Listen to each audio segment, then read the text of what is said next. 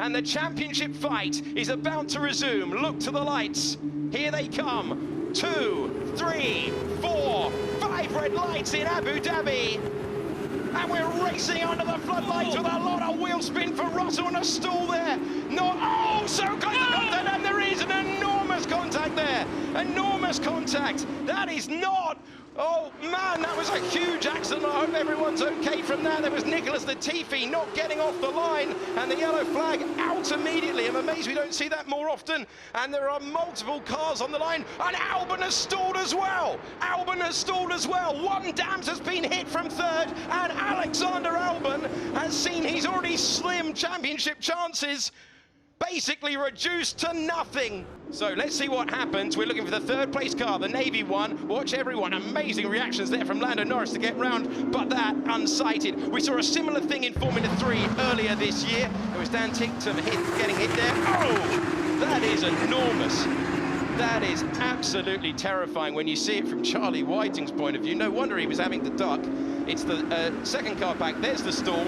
Everyone avoiding, but wait for Maney, totally unsighted. Oh! I think that Fukuzumi just avoid him at the last moment, very last moment, and I think that was not possible for Maini to see that.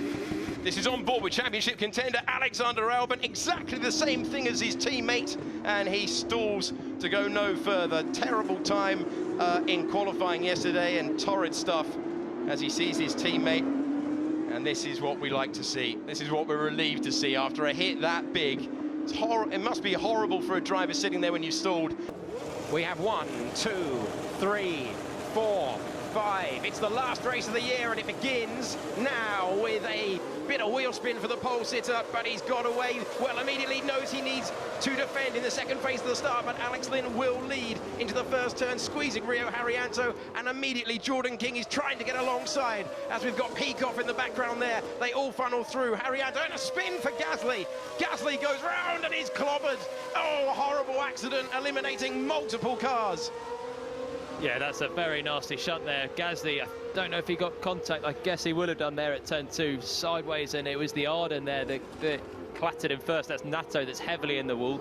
Is it Galeo that's up in the barriers there as well? Okay, so let's see what happens. So we look at Gasly. Oh, he lost it on his own, just going to the apex curve. He almost hit Marcello as well, and now he's just spinning, and I mean, he needs to put the anchors on there. He's spinning back towards the track, and he just clips Nato, and everyone else is on the outside of Nato. So Nato hits him, loses his front right, and then can't turn, and everyone on the outside just gets dragged into the mess as well. But look at Gasly here on the inside.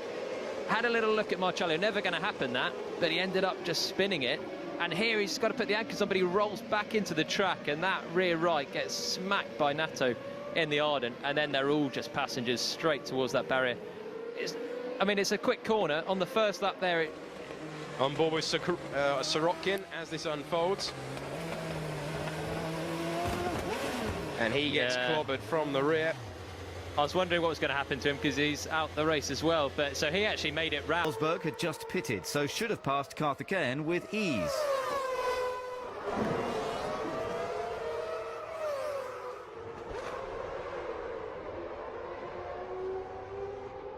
It was a huge impact.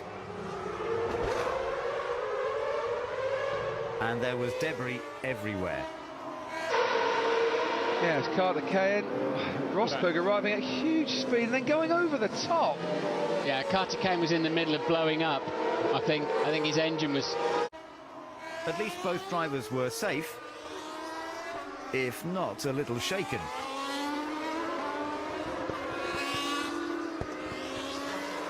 Broken leg. Let's see. Oh, she did. That was at the end of the main straight. The lock-up underneath the grandstand. That is part of the runoff area there. That is the planned runoff area. And there's the camera tries to foreshorten. There you'll see. And then she does hit that barrier very, very hard indeed. Now that is a high-speed accident. The cameraman, I'm glad to say, was okay because the camera obviously shut down. The cameraman is okay. But that, Danny, that is a scary-looking accident, isn't it? Absolutely huge, and you wouldn't want to guess what went wrong there. The brakes are quite clearly working because she's locked up. Whether the throttle's stuck open, who knows, but that is a very, very high-speed shunt. I mean, at the end of that straight, The cars are getting very near 275 kilometres an hour.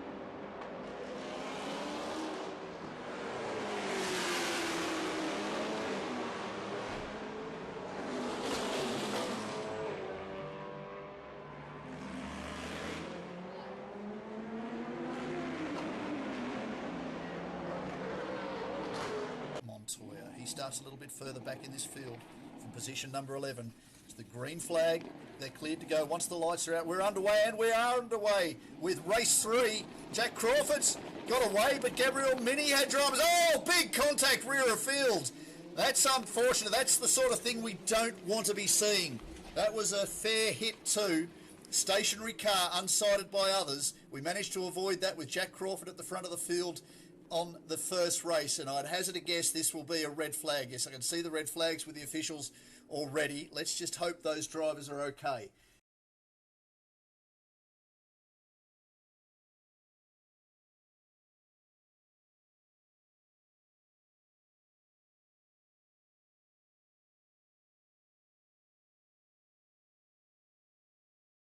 Going to have to settle for maybe third or fourth, but it's worked out really nice for him, and we saw Aiken on the attack yesterday. We know he's got great straight line speed, and he's proving it once again, going to the outside. Oh, huge accident. That is a massive accident, surely there on the back straight. I think that's Alexander Albon. The safety car immediately deployed. Yeah, it is on the back straight there.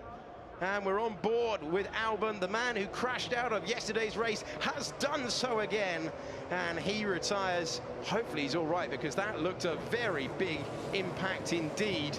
Guys, their drivers charged through the field, but what happened to Alexander Albon?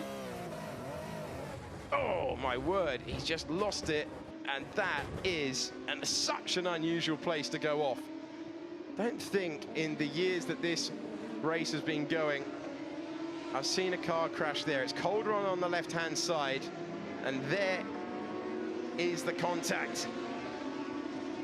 That is so easy to do. It's remarkable we don't see it so often, but thank goodness he went in to the Tech Pro barrier and not a couple of meters further along into the Armco, because it would have been much bigger accident, and Albon would have been really caught by surprise there. Season perhaps more ever than since Imola 2005, the first race. Red lights are on the left your pole man Romain Grosjean in the Renault colours, and away he goes, and the Team Lotus colours on the far side.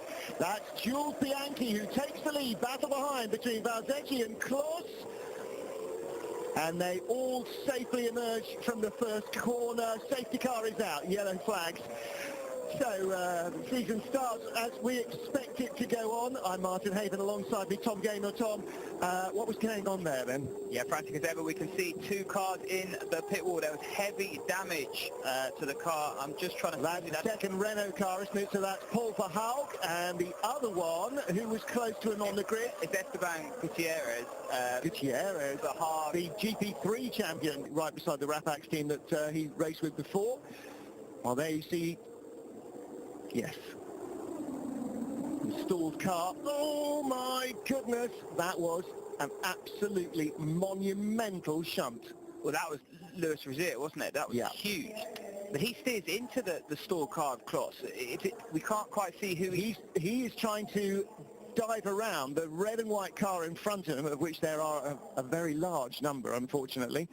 So who was he trying to get by? You see him come swerving across to the left. Oh my word.